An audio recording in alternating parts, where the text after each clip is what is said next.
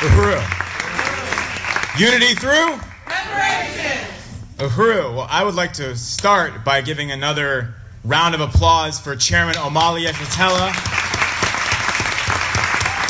and for Chairwoman Penny Hess. And I admit I did say this at the last event, but I meant it then, I mean it now. Those were the two best presentations that I've heard on this tour so far, and they've all been amazing, but each event has been more powerful than the last in so many ways. And I just want to express my unity with both of those brilliant presentations and the leadership of Chairman Omali Yeshitela and the African People's Socialist Party, as well as Deputy Chair Onizine Yeshitela, who we saw earlier, Uhuru. So I also want to thank everybody for sticking around, and please don't go anywhere, because actually I'm not the final speaker. There is a surprise speaker who's going to be joining me. So before I tell you who that is, and before I say a few things, I actually want to show you part 2 of the video we saw earlier. So this event tonight is a day of reparations to African people, which means it's not a talk fest, and we're not here to just talk about reparations. It is meant to actually be an act of reparations to African people, this event. And when we say reparations, that does mean, in this case, in many cases, money. That we're talking about raising money, because we owe reparations to African people as white people, which means, among other things, that we owe money. We owe a lot of money to African people for all of the value of the stolen labor and everything else that we've done to African people since the end of chattel slavery up to now, up to this very moment. So we do want to raise resources tonight. We're going to talk about how you can do that, how you can contribute, and also the main way you can contribute, which is by becoming a member of the Uhuru Solidarity Movement if you are not already a member. If you are, how you can upgrade your membership in terms of your monthly contribution of reparations to the African People's Socialist Party and the Black Power Blueprint. So what I'm going to do now is stop talking so I can show you this video. This will show you, you saw that building that Deputy Chair was standing in where it was completely run down, abandoned building. And she was talking about how they're going to make a rental center and a community center. And then she was showing these other 2 condemned buildings and saying, we're going to demolish these buildings to make way for a marketplace and everything. Well, it happened. It's in the works as we speak. And we're going to show you some of the progress that's been made up to now. So you can see this is a movement that means what it says and does what it says it's going to do. And then we're going to talk about the next phase and how we can be a part of making it happen. So I'm going to go ahead and turn it over to this video here.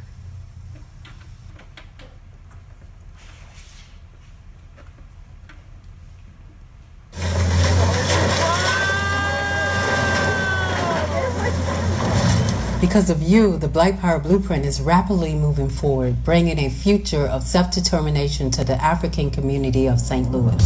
With more than 800 contributions from you, we exceeded our Phase 2 goal of $50,000. Thanks to you, we now have our beautiful Aquaba Hall in the Uhuru House that's quickly became a real community hub on West Florissant Avenue.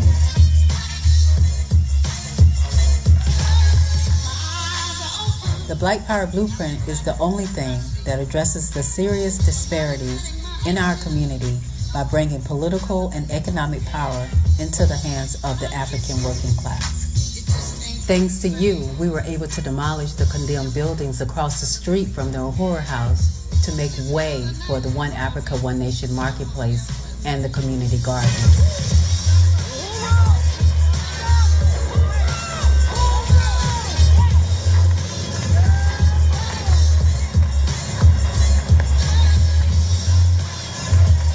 Thanks to you, we have installed a 50-foot flagpole that will fly the 25 feet red, black, and green flag as an inspiring symbol of a future of justice, prosperity, and liberation for African people here and around the world.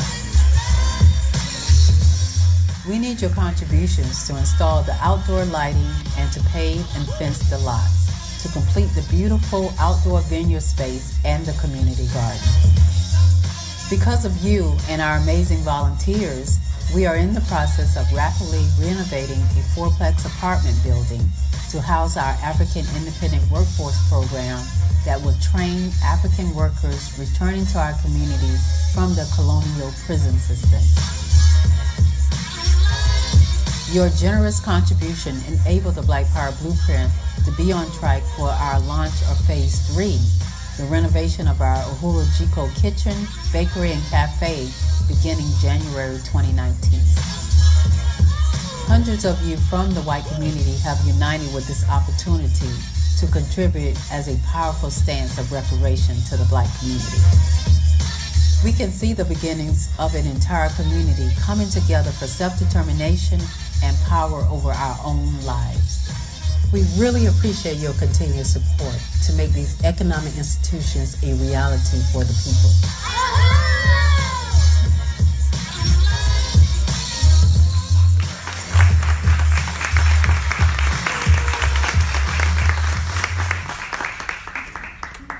All right, Uhuru, wasn't that amazing? Yeah.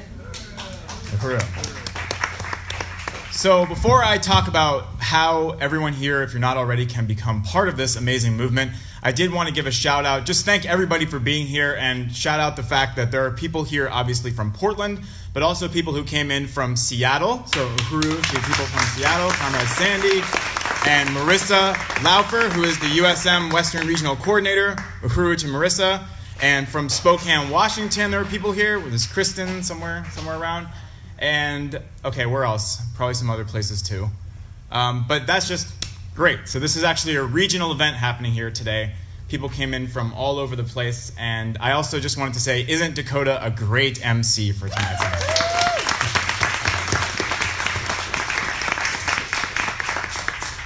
And I definitely want to salute Comrade Mads, who has done an amazing job here organizing. And there was just about a year ago, there was no Uhuru Solidarity Movement in Portland.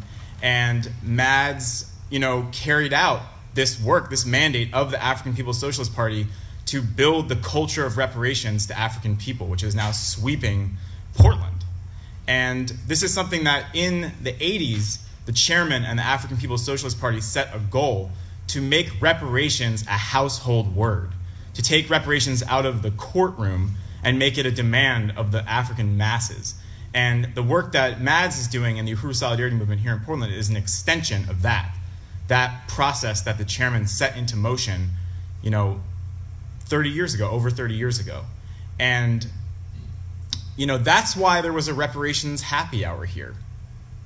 As silly as it is, it's because it was an imitation, or not an imitation, whatever, an attempt to co-opt the fact that this term, this understanding of reparations, had been popularized amongst the population of this city. So, but, words mean things. Words have definitions. You can't just take a word and just make it mean anything you want it to mean. So part of what I want to talk about is why this is reparations to African people, what we're talking about tonight, what we're about to do. What the stance of real reparations from a white person to African people looks like, and what the stance of reparations does not look like, and why the Uhuru Solidarity Movement is the only way for a white person to truly take a principled stand in material solidarity with the Black community, with African people. And that is a bold statement, I recognize that, and sometimes when we say that, detractors will say, well, how can you say that? How can you say it's the only way? And the way I like to say it is, it's the only way a white person can take a principled stand in solidarity. Because here's why. Because we can debate it if you want to. I don't think we're going to. But if you want to, we can. Because first, let me tell you what the Uhuru Solidarity Movement is. We are the organization of white people working under the leadership of the African People's Socialist Party. That's our number one principle of unity.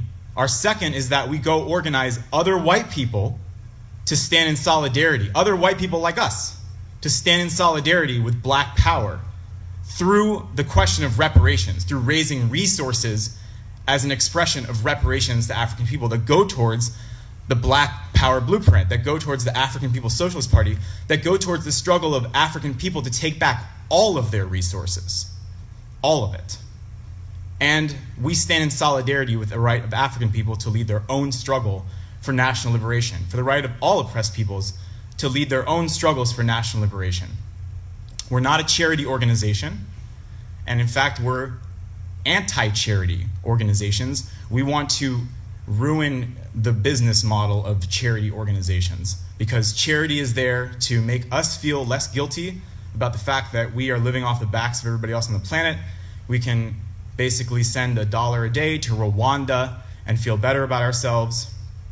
Or at its height, we can go adopt African children like Angelina Jolie, which is kidnapping.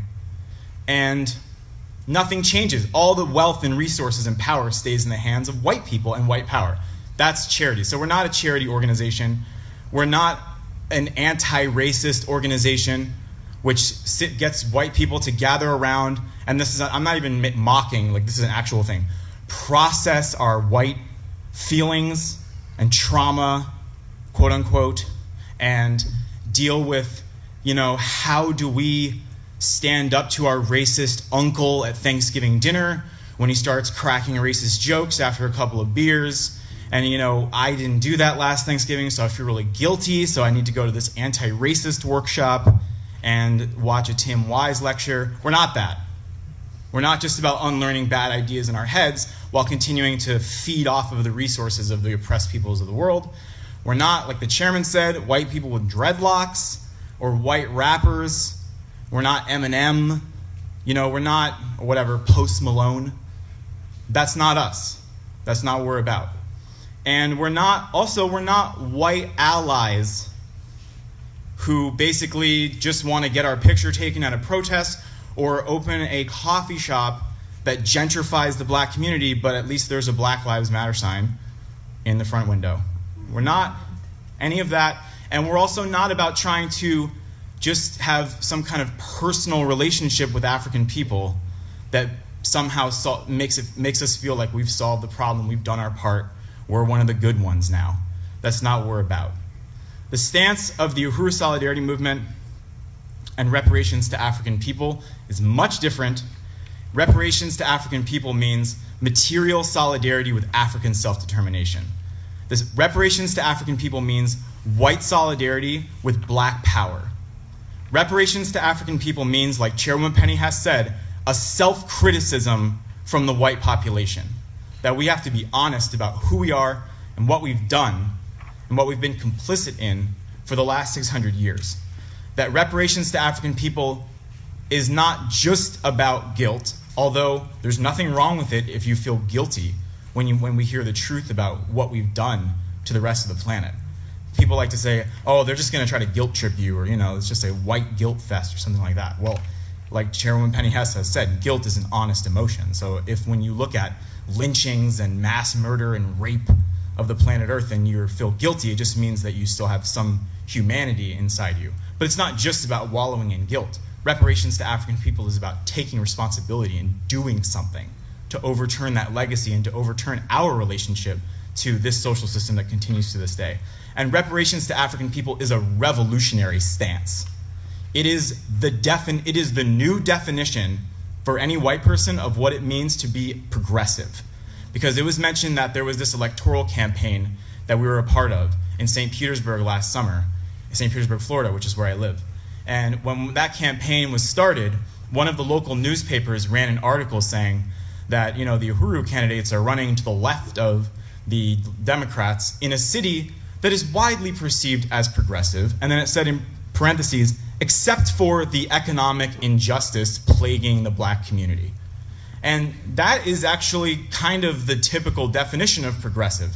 It's progressive, there's rainbow flags, everything's wonderful, but at the expense of the black community. And what reparations to African people is turning that definition right side up and saying that the definition, the center, the core of what it means for a white person to be progressive is measured by our commitment to reparations to African people.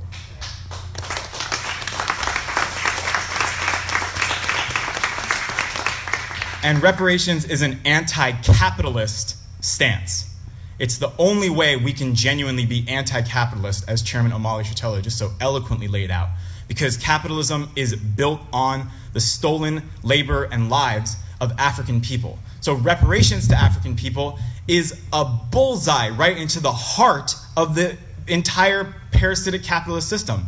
It goes right to the core, the foundation of it. So not Bernie Sanders and all these other things that disguise themselves as socialism. A white person who is a real socialist is committed to reparations to African people.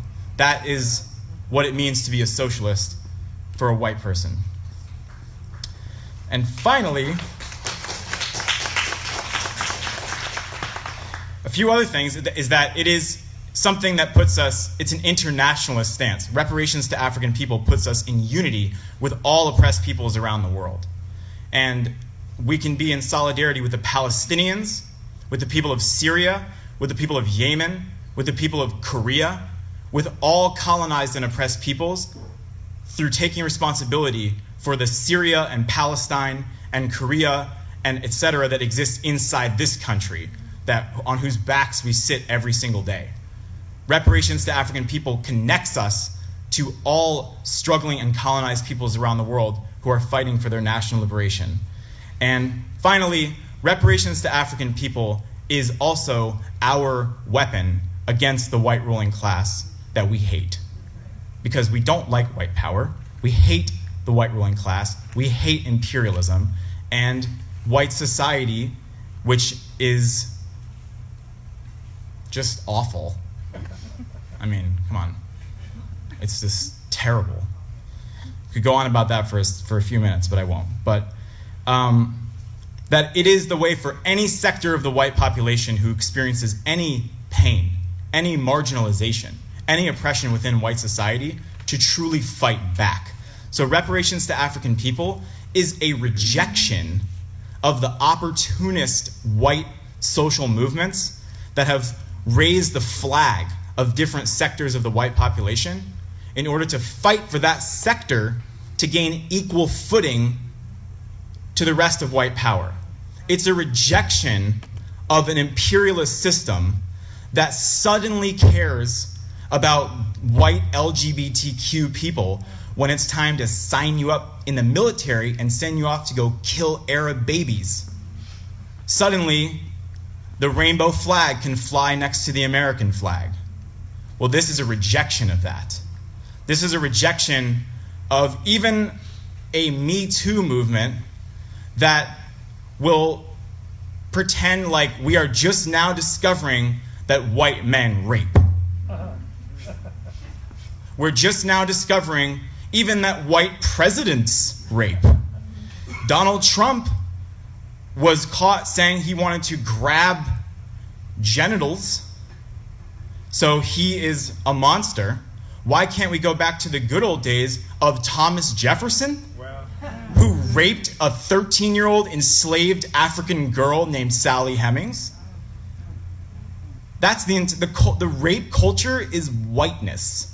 It's white power. It's white society. And Harvey Weinstein losing his job or whatever, some stand-up comedian losing their career, is not the death blow against rape culture. The death blow against rape culture is reparations to African people. That's the thing. It is a sledgehammer to the skull of the culture of rape and violence. Reparations to African people. That's what it is.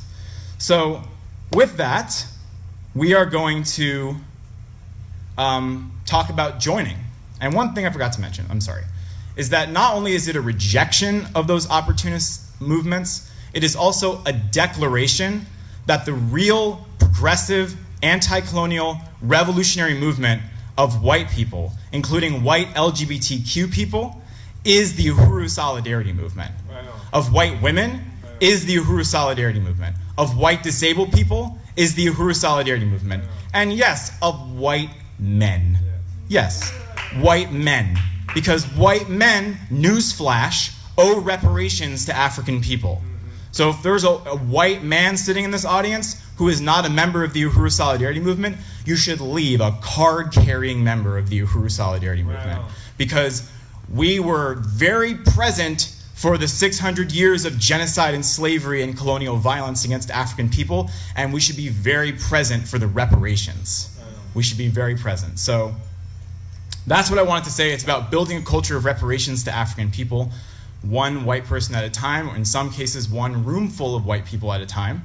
So with that, I would like to introduce our surprise guest speaker, who we've heard a lot about throughout this event, and that is the amazing comrade and local chair of the Uhuru Solidarity Movement here in Portland and coordinator of this magnificent event.